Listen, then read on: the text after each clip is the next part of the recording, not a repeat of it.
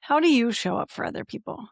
Maybe instead of leading, you are overfunctioning, caring too much, stepping in too quickly, trying to prevent failure for your kids, for your teams, for everyone around you. I'm guessing that you are. And do you even realize that that actually is what is holding people back? In today's episode, I'm joined by Erin Treacy, a leadership and business coach, and we dive into the parallels between parenting and leadership, why growth requires us to step back, not step in. We talk about what it really means to lead, how to create trust and autonomy, and why sometimes the most powerful thing you can do is let someone fall. Welcome to Mindset Medicine with Dr. Tanya Berfield, where science meets soul, burnout meets boundaries, and high-achieving women finally stop performing and start healing. I am a resilience and transformation expert, nervous system strategist, and recovering overfunctioner just like you. This podcast is your sanctuary for breaking cycles, rewriting stories, and reclaiming your energy, your peace, and your power. Each week, we blend neuroscience, somatic practices, and spiritual truth to help you unlearn the noise and remember who you really are. You're not broken. You're breaking free. And this is your medicine. Thanks for joining us on Mindset Medicine. I have a special guest with us tonight.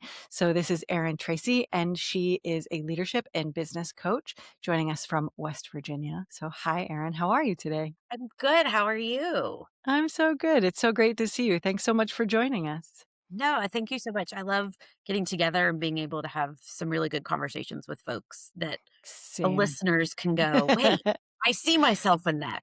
Exactly. Same. Absolutely. So why don't we just start super easy? Just tell us who you are. We realize where you're at, which is Mhm. not too awful far from me. And just tell us what you do and sort of what led you to this. So I'm a leadership and business coach. And when we talk about those, middle managers, moms especially carrying a lot in those leadership roles at home and Mm-hmm. at work, those first time managers who maybe are not super attuned to seeing where they are, but also helping business leaders kind of see where they can work with their people and really approach things with a people first mindset of how do we grow our people, because growing people grows business. um, Mm. because at the end of the day, no matter what we're selling or what we're doing or the type of work we're in, people have to buy, whether that's Mhm. the salesperson at the other place or the consumer in a restaurant or in a Walmart or wherever you are. A consumer has to buy it. So it's those interpersonal people relationships that really make such a Mhm. huge difference and can make a difference in the places that we work.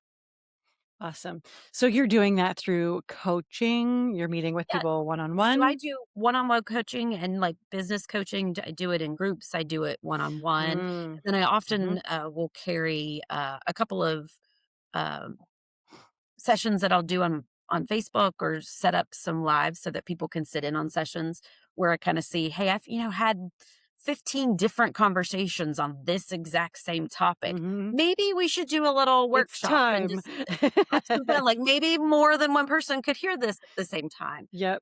So I find that too in my work that things you do come in themes, like, they it starts to like, it all comes out at the same time, it seems like. Yeah, so I'll put Yeah. together those workshops, and I do a lot of those for free, just so Mhm. that people can see them and have an opportunity to grow, and then be able to kind of work with folks in the long run too as they figure out what they're doing, where they're going, and Mhm. how they wanna get there. Mhm. Fantastic. So tell us more about you. What led you to this work? What's your background? So I was born and raised here in West Virginia, born and raised in a family business, a multi-generational family business. My Mm. grandfather grew up in the coal fields Mhm. and very young and very early went, this is not a life I want to live. So we got a degree in engineering and came back and started a family business in the coal industry, but working on all of the equipment that was from underground. So really relied on his own knowledge, but family knowledge, and got them all out of the mines and working on these pieces of equipment. And they really understood how to use them. They understood how a miner underground in this teeny tiny spot needed to be Mhm. able to use a cylinder and a hydraulic and a shield. And I know all of those things. I have put them together on my own 2 little hands, and they were little hands the Yep. first time I ever put them together. So Mhm. grew up in that. The dining room table was a boardroom. It wasn't Mhm. those weren't 2 separate places. If granddad was at our house for dinner, you knew what the conversation it was house school, what's happening, what was practice, and then Mhm. you heard all the things about business, so it was things that you now as an adult realize looking back, I absorbed so much knowledge Mhm. about leadership Mhm. from them without ever really knowing, which Mhm. also is something I talk about a lot too, is what we do and how we behave and how we show up for people in our world are what they're going to learn and take from us. So it Mhm. is important how we carry ourselves. It is important what words that we're using. It is important because that's how they're going to turn around and treat another coworker. It's how they're gonna turn around and treat a customer. It's how they're gonna Mhm. treat a client. And so by doing those things, they start to see and be able to make those reasonable, logical choices that you want them to have, your reasonable, logical choices that you want them to have. And so that's kind of my background and years of working in television, nonprofit work, and kind of weaving my way through adult life. Went back into the family business, only we did restaurants for a while, so owned Mm. multiple locations across a Mhm. couple of states, and also worked with franchisees of the brand that we were with to help train those franchisees and their store managers and really how to coach and train their people in a way that Mhm. they wanted to see come out. So, years of doing that really went, "You know what? I'm a coach. I'm a former athlete, so I have that mindset," and Mhm. didn't really think of, people in business and in life and in all of these different aspects. It does make sense to Mhm. have that outside looking in that can be constructive in their feedback to help you move forward. And that's what Mhm. I love so much, just watching those moments where people come back and we're like, in the next follow-up session, you're like, Erin, I totally saw like that example you had from this, and I saw it in one of my own people. So I was able to use that little trick you gave me and it worked, and, like, just the shock and awe, like a kid that Christmas morning, they're like, "And it worked," Yep. and you Yep. just love that so much, and so that makes me so happy that I can help folks in that journey. I love that. I also leadership is one of my I don't know, I'm super drawn to just the concepts around Mhm. leadership and what that means in terms of how you grow people, right? Because I Mhm. think that for me that's what it's all about. And also being affiliated with a college that's we're growing them. Like let's teach them to be Let's people grow and to them. be successful. Exactly. Like it's not about punitive and discipline. It's about how do we get through this and learn to do different or better. But I also think, and I learned this very early on because one of my first true leadership experiences was when my kids were really young. And I was very quickly like, oh my gosh, the parallels between parenting, even my elementary school kids, and then my first was in the IT world is was in Mhm. leadership and it was like tech support, 20-year-old guys who I don't know what they do, but I have to figure out how to motivate them and keep them in line and appropriate. And so the parallels between being a parent and Mhm. being a manager or a leader, I was just astounded by. And then I quickly became fascinated with watching how other people led and then realizing the parallels with how they then treated their children. And so like, Yes. are you a dictator or are you a servant or are you like, how do you handle what you're doing in life versus what you're doing like with your personal life and then Mhm. your professional life. And so often when I'm talking about leadership with people and the people that I work with, I'm talking about both, right? Because you said it, you are leading both areas, In especially both. if you are a mom, you are trying to figure out how to hold it all together for everyone all the time All the in time. both worlds, and you have to figure out how to manage that. So do you agree with that? Do you disagree with Like, that? did you there are thousands of notes going, "Yes, Yes, yes, yes, yes, yes, yes. yes." Like, if there was a way to hit a button from here that's, like, sending up all the little emojis of heart, heart, love, love, love, thumbs up, yes, all the things. And what's so fun too is when you're working with folks and you can make those bridges for them because we understand leadership Mhm. as a mom. Like, I'm supposed to Right. teach Sally how to walk. Well, teaching Sally at work, there is an equivalent of Mhm. walk. Now, you probably don't need to use the baby voice that you Right, would and you probably use with shouldn't. Sally while she's trying to walk. Like, don't do that. But there is that parallel. Uh-huh. Sally has to fall. Yep. Right? Like, there isn't the perfect way to teach Sally to walk or ride a bike, or Mhm. I'll use a ski reference since we're, Yep. the mountain people. Like, you have to fall to learn to Mhm. ski. You have to fall to learn to ride a bike. There's nobody who did it perfect the first time they got Mhm. on or the first time they stood up. They took the step and they were perfect. It never was a problem. And it's the same thing at work. You lead in that same way, and you need to let the people around you fall, and you need to encourage them to get back up. You don't get them up. You Mhm. encourage them how to get up. You show them how to get up. You Mhm. demonstrate it. You walk through it with them. You don't say you'll figure it out Yes. and walk off. Yep. And they are so the same, and, I have older kids now. I know we kinda talked about Yep. our older Yep. bunch, and it's sometimes even funnier now, the things that I learned from them. I'm like, "Oh my gosh, I gotta write this down so I can go and tell a client," because Yep. that's such a good parallel because we understand leadership at home. It's that, well, you are the parent, and that is what I'm Mhm. supposed to Mhm. whatever. And so it's really fun sometimes. And then to be able to have some of their mentality and go, okay, well, let's think about it from an employee perspective. Mhm. Okay, let's call the employee your kid. And this is one of the things one of my grown children did the other Mhm. day. And then they're like, oh. I said, so I'm guessing their mindset is probably your employee's mindset. There's Yep. something, and it is something that makes it a lot easier and breaks it down so much better. And Mhm. again, I think as you learn with older kids, you stop doing those lessons with the baby voice and start doing them more in your leader voice, not in your mom Mhm. voice. Like Mhm. I sometimes I have to catch myself. I'm not being critical. I'm asking you the questions that life is going to ask you. Mhm. You get to decide the answer.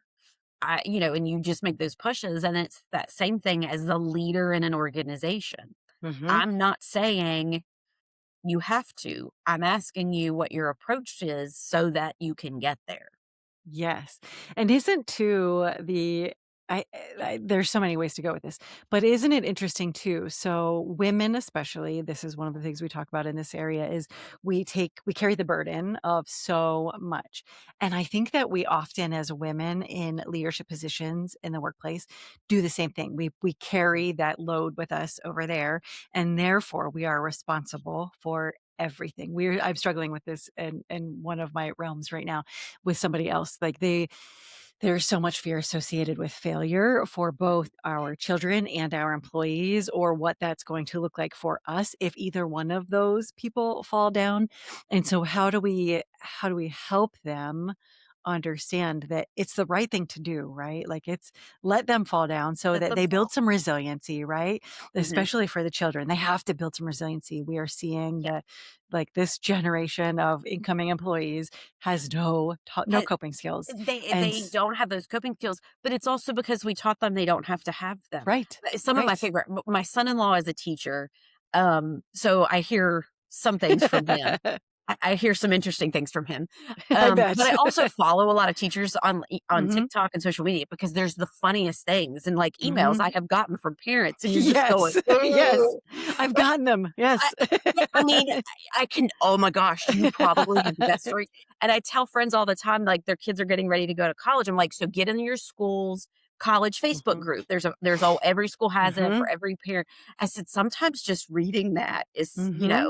It's an eye opener. hysterically funny because you just go you wanna do you're setting up play dates for your college children. I heard in Yeah. an orientation Mhm. with one of our kids one day, they wanted to know, who do they send the permission slip to for their kid to come home for the weekend? Who are the dorms do they mail that to? And I Yeah. was just sitting there like, Your kid's leaving that dorm every weekend. "Be be serious." Like, Yeah. mom really wanted to know Mhm, who to send a permission slip to mhm. come home and wanted to know what time curfew was so they can Oh make sure their my. child abided by it. I'm going, "Oh." We have to let our Uh-huh. kids fail. If they go Mhm. into life thinking everything is perfect, also thinking that if I struggle even a little bit, if this is hard, if I feel like the person doesn't like me, my boss didn't compliment my outfit, therefore my boss doesn't Mm. like me, therefore I need a whole new job. And then they up and Mhm. quit for these tangential things Mhm. as a grown up that they really should have learned at 5. I Mhm. mean, that saying is true. Everything you needed to know, you really should have learned in kindergarten. And Mhm. what we learned in kindergarten was you're supposed to fail sometimes. Your letters aren't always going to be perfect. You color outside the lines. All Mhm. of those things are needed and fabulous and great Yep. and wonderful. And so we need to prepare our people to be able to do that. And by our people, that's our kids as Mhm. moms, but it's also the people that are in our world. Now, I don't like and I think this was a lesson I would often refer to my employees inside my restaurant, especially. These are my kids, especially because they were the same age as my children, Right, and my right. children work there. So we again were a Yep. multi-generational business by Mhm. adding my kids into the mix. So I would make the mistake, "Okay, kids, let's," and then I was like, "But these aren't my kids." Right. Right? They are not my family. They are not Mhm. people I have any right to say anything beyond, "Why are Mhm. you late for work?" and "Why is your performance of work not whatever?" Now, Mhm. I tell myself that now, but we do have to a certain extent, teach them in the very same way. We have to let Mhm. them fall. We have to say, "Well, how do you want to approach this? You know, you've been here for a while and you've seen a lot of different avenues. Why don't you take run with this and show me what you can do?" Mhm. Right? My kids were required to do their own laundry at 12, mostly because at the Same. time I was a single Mhm. mom and that was something I could take off my Yep. list. But you know who wasn't responsible for soccer uniforms on game day? Mhm. Same. They Yep. had to learn the lesson. I guess you're Mhm. wearing a very stinky shirt today. Yep, that's the way it goes. And that doesn't like not to say that if they're like cuz we all go through like cycles of life, right? If they're in a super busy swing, I might help them out here and there, Absolutely. but they need to know those things because I refuse to be the mom that sent their kids off and they could not do any of the things. My brother and I growing up, we both had one night a week that we had to make dinner for the whole family. Mhm. We both had to do our own laundry. My brother was a fanatic about the wrinkles in his clothes, and my mom was like, "Fine, iron them yourself. Like, here it is. Like, there's the iron. I'm not doing that for you." We were very much a non-traditional family in that way. So we did very much the same thing. It reminds me of a story, and I tell this one a Mhm. lot to use as an example in this way that I think bridges us some too. So, my husband does a lot of the laundry in our well, he does all of our laundry. Wow. So, I make the joke, he is a lefty and he is not as precise in folding, Mhm. and all of my shirts are folded backwards because he folds Right. I don't even know how Yep. to do it because I'm not a lefty. Yep. But so to me, they're all backwards. The Yep. fold is on the wrong side of all of the shirts in my world. And so one day I said something and it was said, "I appreciate that you do the laundry, but you're doing it wrong." And he looked me straight in the face and he said, "So here's your choices. You Uh-huh. can shut Uh-huh. up." Essentially, he Uh-huh. didn't say shut up, No, but yeah, you can I hear shut you. up or you can keep complaining and you can do your own laundry, Yep. or you can say thank you and I'll keep doing your Mhm. laundry. And I sat there and you think Mhm. about that and it's that fall. Is Mhm. it exactly the way I would do it? No. In Yes. this moment, do I care? Because I still don't have to do it or I can complain about it. I'm Mhm. gonna go with he can keep doing the laundry and I'm gonna shut up, right? Like Uh-huh. that's and appreciate Yes. someone took that off my plate and Yep. not pick at it as it's wrong and this is right and this is how I would do it because it's how you would do it doesn't make it right or wrong. It just makes it how you would do it. And we have to Yes. learn that as Yes. leaders too. Like that's part of walking those steps and Mhm. letting your kids grow up. Your kid may not come up with the solution of a math problem the same way Mhm. you come up with the solution of the math problem. Can they get there? Great. Mhm. Same step, folding the laundry. Then we get to going to college. How do Mhm. they organize their schedule for the week. They have to figure out what works for them. As long as the Yes. grades come out not failing, Yes. I don't Exactly. care. Now let's move Exactly. to to Yep. those employees, and each of those steps has that same, you Yes, gotta that's figure it such out. a good you're right, that's such a good bridge because from both the parent and the leader professional perspective, I realized 2 things early on. One is that it was one thing, but how to apply it to both worlds.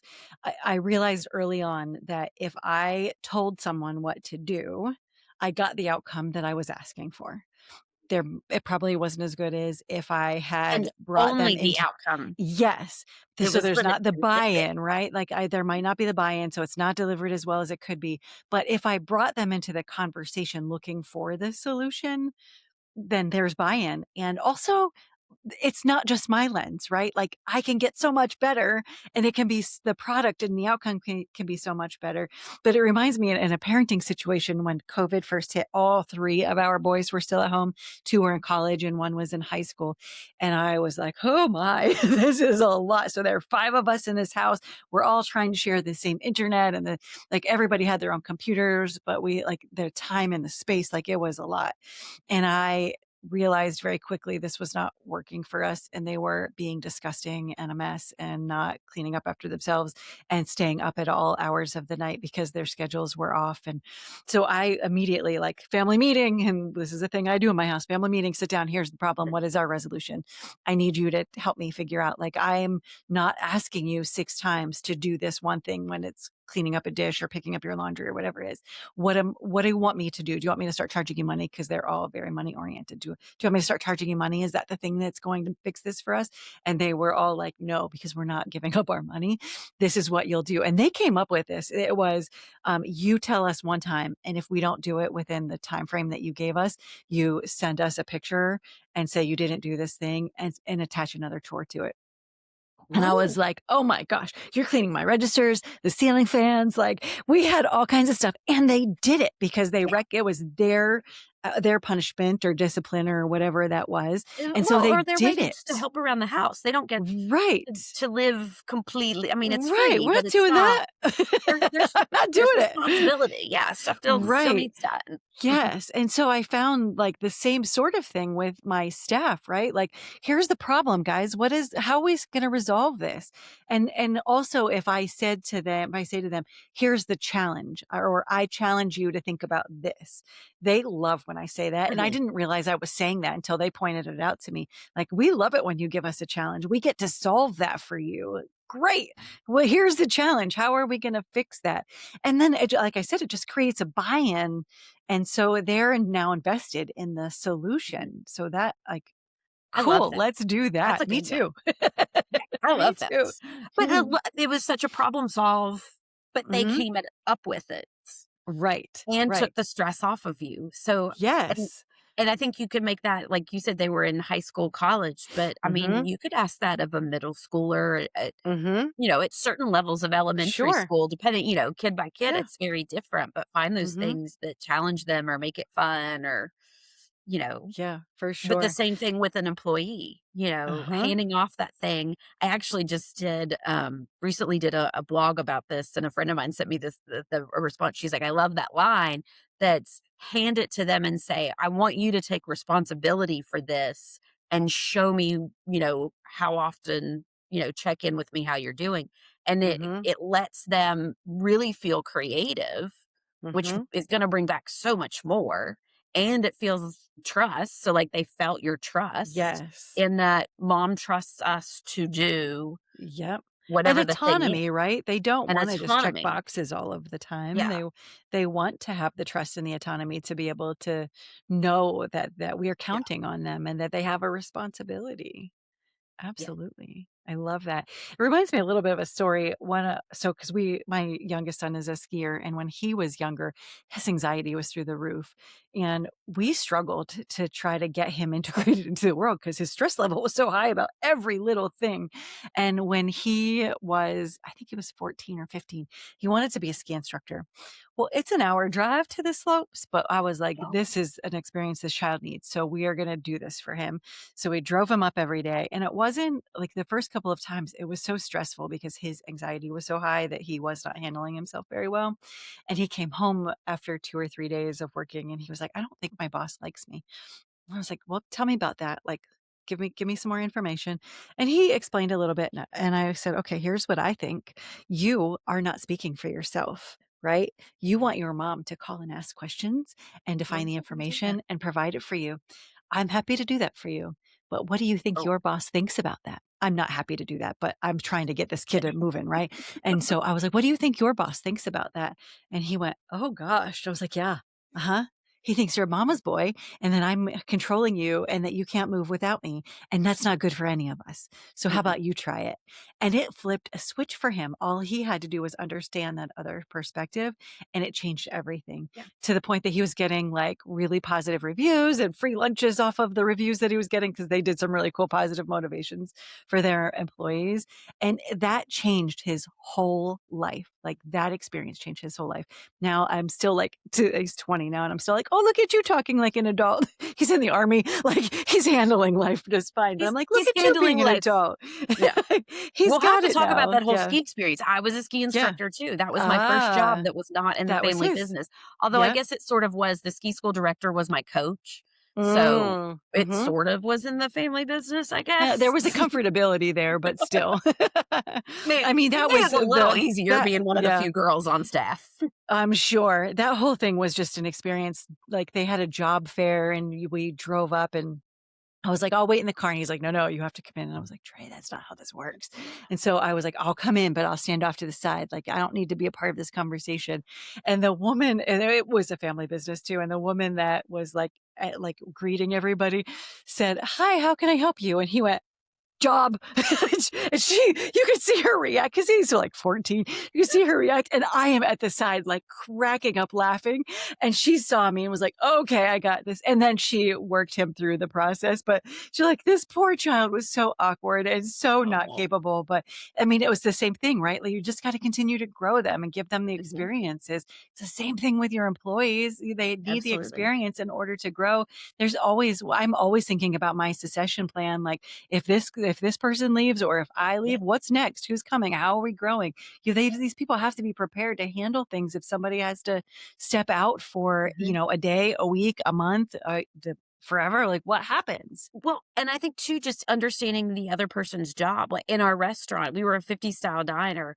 Mhm. Once a month, we would do a swap day, and the employees Oh, loved doing it. I Loved bet. it. Loved it. We had regulars that were like, "What day is swap day?" We would post on social media, "This coming Wednesday is swap day," because they knew the cooks, and it was an open cook line. So, like, they knew the cooks, but, Mhm. not nearly as well as Yep. the waitstaff. And we would switch, and all of the cooks would be on the floor, like, fiddling, Oh trying to my write orders, word. and all of the waitstaff would be, back on the cook line. And it was great for me because it let both sides get cross-trained. So when you're in Yes. a snowstorm and only 2 Mhm. people can get there, and people are out of power, so you wanna be opened and have a space for them. I Mhm. may only have cooks, but now they all know how to use the tablets so that they can put an order in. And Right. then you also started to understand, well, now I understand why the cooks get Mhm. frustrated when I don't put an order in a certain kind of way. When the Right. information isn't there, they understand the backup and how that affects all of the rest of the orders. Then Yes. you switch that. The cooks start to understand guests are talking so fast that sometimes they don't mean to not put it Mhm. in the right order. It's just that they're going as fast as, and so you Mhm. start to understand each other's jobs and what those Yes. different roles are and go, I so appreciate the job that I have. So I'm really Yes. excited tomorrow to go back over to, my side or my Yeah. team or whatever. But it also, in a lot of places, they went, I really like doing that. Can I get a couple of those shifts every week? Mhm. On both Yeah. sides. And you go, absolutely, you can. And we had folks Yes. who thought they were waitresses who are like, I love being back there and doing the cook. So if it's like prep stuff, I'll come in and do that before a wait shift. And a lot of that, you start to see where people can grow because you showed them Yes. different aspects to do it. So by So understanding. That's fascinating, and I love that for so many reasons, but it also brings me back to something that you said earlier that I wanted to touch on, because what that does is creates efficiency, right? And it Mhm. does it by building relationship, because now I have a perspective that I didn't have before, and that allows us to not be judgmental and always like stuck in this box of this is how everything has to operate. And so it allows us to have a little bit more flexibility and leeway, understanding, but it builds relationship. And you talked earlier about leadership is all about relationships. And I also will put sort of in parentheses customer service, because Yeah, everything in our lives, it's everywhere, it might not be called customer service, but it sure as shit is. Like it's all customer yeah, service. it there has for there to be anything of business, there isn't a Hmm. business that doesn't have a customer, like, that's Hmm. I mean, I just how do you business without a customer? Yes. So, however Yep. that is and however it comes out, Hmm. but we would always get incredible compliments, "You have the best team." They all help each other, and the cook is walking the food out to the table because they saw the waitress was busy. They Hmm. know their table numbers because they can see those things. Or you would have a cook that would kinda lean over and could notice that a table maybe was getting antsy, but they know that their waitress is making 17 milkshakes on the other side of the room, so they go Hmm. over and could help because they can see things, they're at different perspectives, and the other side is also true. It gives you such buy-in, and customers would notice. They Hmm. constantly, "We come here because all of you all like each other," and I would sit there and Yes. laugh and go, "We do not. We do not all like Well, each you other. have We no idea. all have our thing."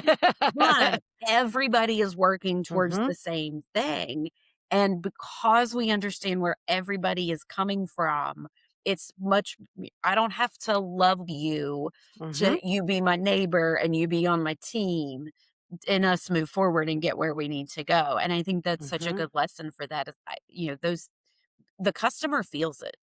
We would get it Mm. all the time, like all the time. And this is Mhm. one of the nice parts. That may be one of the things I don't miss a lot about restaurant life. Restaurant work is not it's not I an do easy not life. miss much of it, but that may be one of the things that I Uh-huh. miss how much the guest appreciated our people. Not Mhm. me, not but Mhm. the people in our Yep. business, Yep. because that's who made us a business. Yeah, for sure.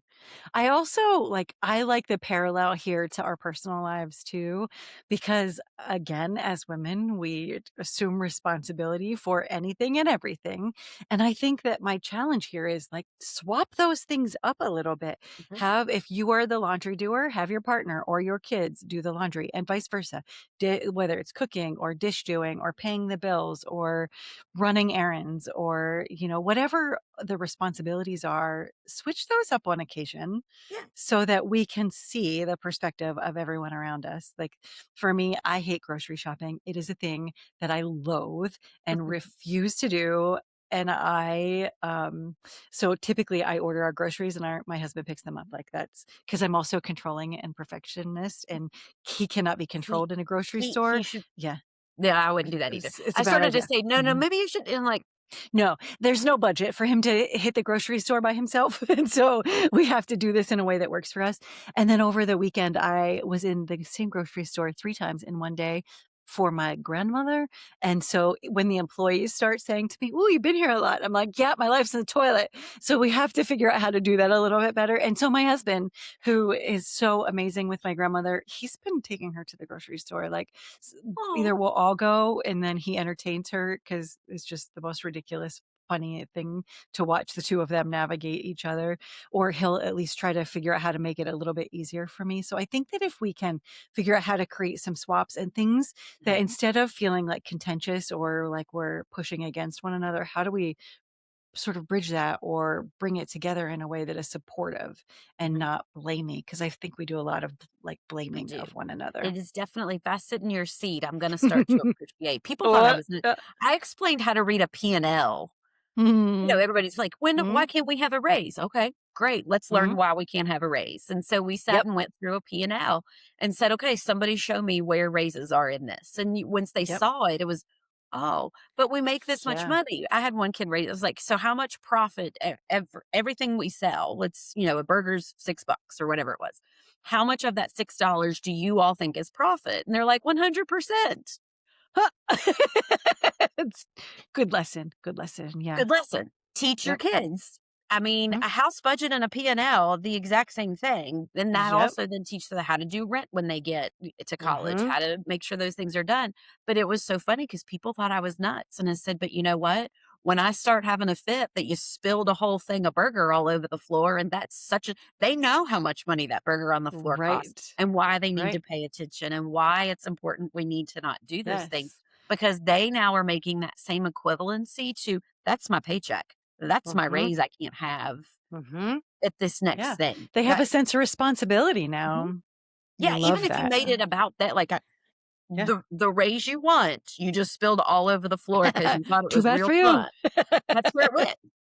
I mean, Yeah. let's, lean Yeah. into, a 15, 16, 17-year-old is Mhm. supposed to be very self. I get that. But Mhm. I mean, a lot of 20-year-olds and 30-year-olds have those moments too. But, if I Mhm. tie in the reason you didn't get a bonus check this week is because you decided to play football, hockey in the back with the food and it knocked over a whole shelf. There's a problem. I Yep. don't really have to explain much more than that's where your bonus this week went. Oh, maybe you Yep. won't do that next week and then you'll get one. I love that positive motivation, reinforcement.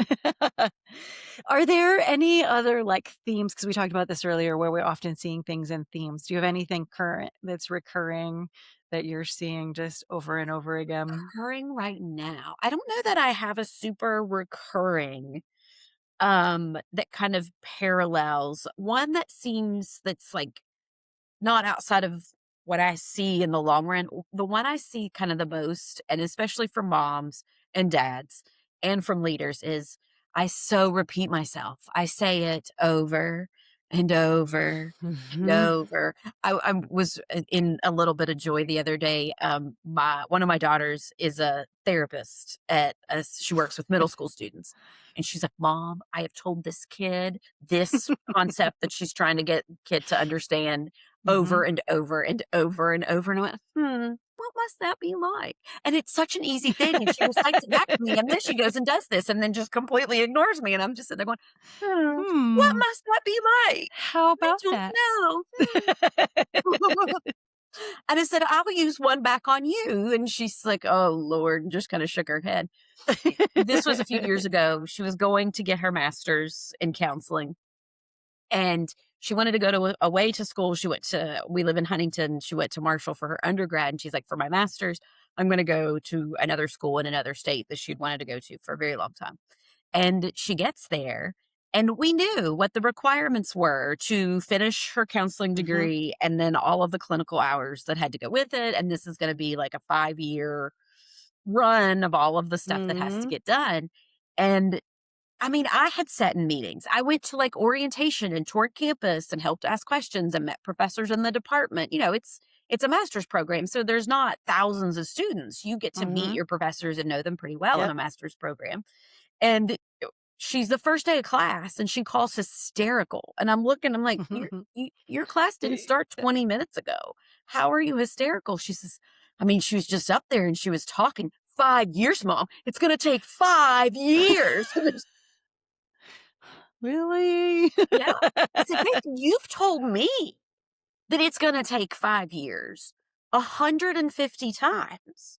I've heard you say it 150 times. I've heard your undergraduate Mhm. professors, because one of her professors lives across the street, so, like, Bethany would explain to me Right. how undergrad worked and Right. how masters worked, and, we were going through all of it, and it's like, "So, yeah, I've heard this." And she Mhm. says, it was in that moment, in that seat, in Yep. that her saying it in that moment that I fully It got processed real. Yeah. 5 years of my life, and I can't do 5 years of my life Oh like my this, gosh. and is just so upset, and it was such a parallel to that over and over and over again. Right. There's a reason we have to say it over and over and over again, Mhm. because they aren't ready to hear it yet, Mhm. and that goes with our kids, it goes with our spouses, it goes with our friends, it goes with anybody Mhm. around us, and it goes with us too. Yep. Like, other people are just as frustrated, they've told us the same thing 15 times. Mhm. But until we're ready to hear it, even if we've heard Yes. it 100 times, it didn't Yes. fully get in there Yep. until that 101st, slightly different room, different chair, different voice, Mhm. different, um, attitude for her going into it, different. All of those things were different, which is what made that time the one Mhm. Yes. that sunk in there that finally. Yes, I that is so true in all aspects of life. Any recommendations on when you are frustrated because you've now said the same thing 100 times and you're not getting anywhere? How do like, what's your best I go-to mean, on how that's do we get where through just that? your calm patience comes in. I know, Mhm, and I don't think there's anything wrong with pointing out. mhm. I know we've gone over this. Yep. So what I often do is, why don't you tell me or show me if it's a task Mhm, or if it's a whatever, why don't you tell me the process or how you got to mhm, here, where the and you explain to me what you know, and when you get to where I realize there's the problem, like, mhm. where did I lose you in the thing Yes. of the line? Yep. And that way you're telling me and I'm hearing it back. And then Mhm. when they finish, I mean, like my other son did this the other day. He was talking about an accounting test that he took at school, and he's explaining the whole accrual accounting, and he's explaining it to me. And I went, uh huh. And he goes, I don't know why I couldn't write it down for the test. I went, I don't know either. The whole thing of it. 100% right. That is completely right. And then he laughed. Yep. He's like, "You went to journalism school." And I went, "Yes, but I run businesses and know what an accrual accounting method Exactly. is." And my mother's an Yep. accountant, which also helps. Yep. Um, those But 2 I things. think you're that's like you did it 2 things though. One is you asked questions, Mhm. so they're now having to think through the answer and maybe looking at things from a different lens. But then also by communicating the strategy or the whatever it is that they're talking through, they're having to think about it from that lens too, and then maybe recognizing what they don't know or how to say it differently or how to Yeah. work through it differently. I think Well, those and 2 then things are really important. such a high point in it is they as they walk through it, they're like, "And then I did this, and then this, and then that we would do, and then blah, blah, blah," and they're running through it, and they Mhm. go, Oh, yeah. and they just stop and go, "Never mind," and they walk off because Yes. they walked through that process. Yes. Yep. They realize the thing that they missed or the thing, that Mhm. step that was so Mhm. important, or, "Oh, that's where we take this thing over there you already showed." Oh, There it and they walk is. off. Yep. Or Mhm. they got all the way to the end like my son did that day, and I go, "Yep, that's 100% right." And they're like, "So there wasn't anything wrong with it?" No, No. and Not mm. sometimes that's part of the problem too, it's just their own self-confidence, right? Like, Yes. it's Yep. not that there really wasn't they didn't understand, it was Yep. their own self-confidence, and Yeah. so, it solved the problem without me really solving the Mhm. problem, but then Yeah. I, of course, will say, "See how brilliant I am?" And then I walk away. I'm a genius. But it I comes down to reflection, right? Like giving them the opportunity to reflect will do one of those things. It shows Yeah, them what they were missing or what they were or wrong built them up. or that they knew it all along and they just needed a little bit of confidence. I think that's really important. Awesome. All Yeah. right. We've here we I told you we would do this. Here we are 40 minutes. So tell us where number 1 where we can find you. So I'm online, Coach Erin Tracy, Treacy for Tracy. It's a Mhm. very Irish of me. Well, I guess technically it's very Irish of my husband, but I'm Scotch first too, so it's partly my problem. Aaron Tracy dot CoachErinTracy.com. It's also the Mhm. same for TikTok, Facebook, and Instagram to keep it easy everywhere. Coach Fantastic. Erin Tracy, and then it's also on LinkedIn. You can go to both the business page or my personal page, Erin Tracy, still spelled the same way. So I try to be a little bit of everywhere, Mhm. and that way people can find me, reach out, Yeah. connect wherever they may live. Perfect. I love that. So I also will link all of those in the Yes. notes. And then any last minute things that you would like to share with us before we wrap this up? I think, well, just to stay in the context Mhm. of, what we learn in one place is going to be good for the other, and showing up for people, any of our Mhm. people, is a great first step to wherever you want to go in your leadership, personal, Mhm. professional.